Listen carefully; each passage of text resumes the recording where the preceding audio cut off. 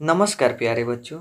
आज आप लोग अध्ययन करेंगे राष्ट्रीय आय एवं योग्यता आधारित परीक्षा का कुछ इम्पॉर्टेंट एमसीक्यू, जिसमें से यह विज्ञान का कुछ प्रश्न है। इसे आप लोग अच्छी तरह से पढ़िए ताकि एग्जाम में अच्छा से अच्छा नंबर आए। तो जिसमें यहाँ पर पहला प्रश्न है कि किस पौधे में वड़ी प्रजनन पत्तियों द्वारा होता है। तो इसमें जो है पहला का ऑप्शन सी यानी अजूबा द्वारा जो है यानी प्रजनन पत्तियों द्वारा होता है। अगला प्रश्न है कि इसमें निम्नलिखित में से किसमें मुकुलन द्वारा प्रजनन होता है। तो इसमें चारों में से जो ऑप्शन है वह है सी यानी हाइड्रा जो है इससे मुकुलन द्वारा प्रजनन होता है। अगले प्रश्न की ओर चलते हैं। तो अगला प्रश्न इसमें है कि इनमें से किस पौधों में कायिक जनन पत्तियों द्वारा होता है। तो इसमें तीसरा का ऑप्शन डी है यानी पत्तियों द्वारा इसमें जनन होता है। तो तीसरा का ऑप्शन डी अजूबा।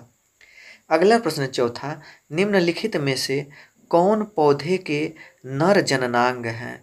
तो इसमें चौथा का ऑप्शन सी यानी पुंकेसर को नर जननांग कहा जाता है। अगला प्रश्न, फलों का विकास होता है। तो फलों का विकास जो है वो अंडाशय द्वारा होता है। फिर जो है छठवां प्रश्न, पके आम का खाए जाने वाला भाग है। जो पका आम है उसका कौन सा भाग खाया जाता है।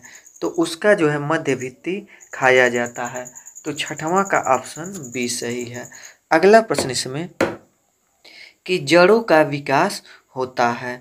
तो जड़ों का विकास मूलांकुर द्वारा होता है। फिर अगले प्रश्न की ओर चलते हैं। तो इसमें 8वां प्रश्न है, परागकणों का वर्तिकाग्र पर यानी पुष्प के स्थानांतरण कहलाता है। यानी परागकणों का वर्तिकाग्र पर स्थानांतरण कहलाता है तो उसे कहते हैं परागण। तो इसमें 8वां का ऑप्शन बी सही है। अगला प्रश्न, मरुदभिद पौधे में पत्तियां छोटी या नुकीली होती हैं। तो इसमें कौन सा ऑप्शन सही है। तो इसमें 9वां का ऑप्शन बी सही है यानी जल के क्षय रोकने के लिए। तो इसमें 9वां का ऑप्शन बी। अगला, ब्रायोफाइलम प्रजनन किसके द्वारा होता है। तो ब्रायोफाइलम प्रजनन जो है वह पत्ती के द्वारा होता है। तो 10वां का ऑप्शन सी। अगला प्रश्न, सजियों में आनुवंशिकता की इकाई है। तो सजियों में आनुवंशिकता की इकाई जीन को कहते हैं। तो इसमें 11वां का ऑप्शन बी सही है। अगला प्रश्न, निम्न में से कौन मरुस्थलीय पौधा है। तो इसमें 12वां का ऑप्शन सी यानी कैक्टस, यह एक मरुस्थलीय पौधा है। अगला 13वां प्रश्न, प्रांकुर पौधे का कौन सा भाग है। तो प्रांकुर जो है वो पौधे का प्ररोह भाग है। तो इसमें 13वां का ऑप्शन इसमें ए सही है। अगला प्रश्न, हाइड्रा प्रजनन करता है। तो जो हाइड्रा है वह मुकुलन द्वारा प्रजनन करता है। तो 14वां का ऑप्शन बी सही है। अगला प्रश्न, वृद्धि के कारण जीव में परिवर्तन होता है। तो वृद्धि के कारण जीव में क्या परिवर्तन होता है। तो उसके आकार और आयतन में परिवर्तन होता है। फिर अगले प्रश्न की ओर चलते हैं। अगला प्रश्न इसमें है। तो अगले प्रश्न की ओर चलते हैं। तो वातरंध्र का संबंध पौधे से है। यह किस पौधे में पाया जाता है। तो इसमें 16वां का ऑप्शन ए यानी यह नागफनी में पाया जाता है। तो 16वां का ऑप्शन है। अगला, अंड प्रजनक जीव नहीं है यानी जो अंडा नहीं देता है।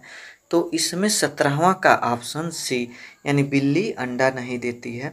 तो 17वां का ऑप्शन सी सही है।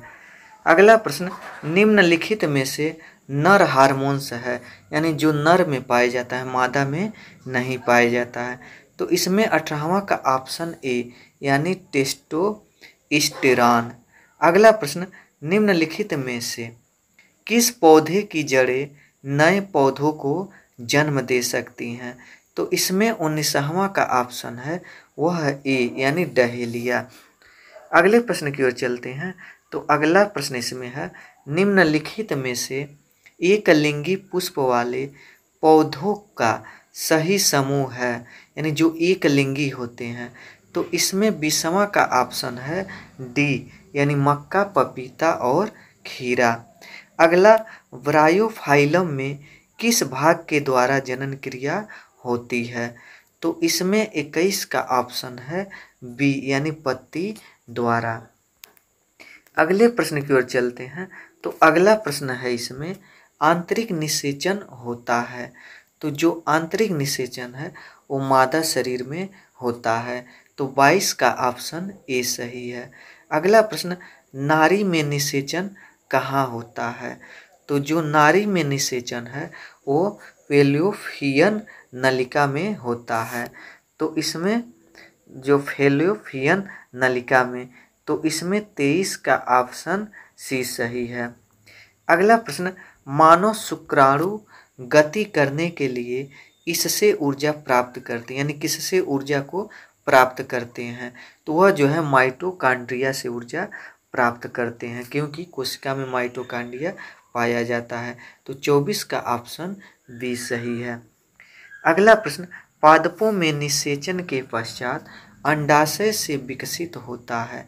तो अंडाशय से जो है वह फल विकसित होता है। तो 25 का ऑप्शन डी सही है। अगला प्रश्न, मनुष्य में गुणसूत्रों की संख्या क्या होती है? तो मनुष्य में गुणसूत्रों की संख्या वह 46 होती है। तो इसमें 26 का ऑप्शन बी सही है। अगला प्रश्न, जब वाई गुणसूत्र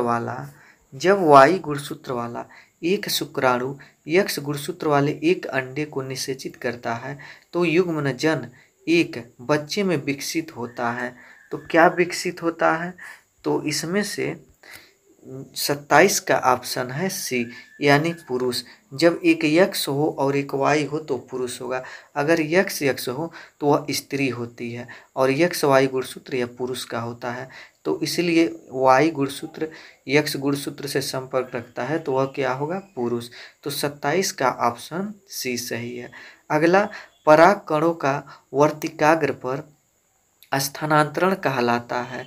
तो इसमें 28 का ऑप्शन बी, यानी परागण कहलाता है। फिर अगले प्रश्न की ओर चलते हैं।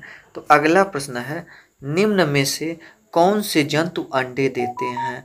तो इसमें जो है प्लेटिपस यह अंडे देते हैं। अगला, सरसों के पुष्प में 4 बाह्यदल, 4 दल, 6 पुंकेसर एवं 1 स्त्री कोसर होते हैं। तो यह पुष्प है, यह पुष्प द्विलिंगी, एकलिंगी, नर पुष्पी या मादा पुष्पी।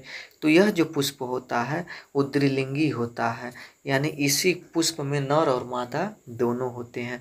तो 30 का ऑप्शन ए सही है। अगला प्रश्न इसमें कि कीट की हानिकारक अवस्था है, कीट की कौन सी अवस्था हानिकारक होती है? तो इसमें जो है वयस्क अवस्था क्या होती है? हानिकारक होती है। अगला प्रश्न, पादप का जनन भाग होता है। तो पादप का जनन भाग पुष्प होता है।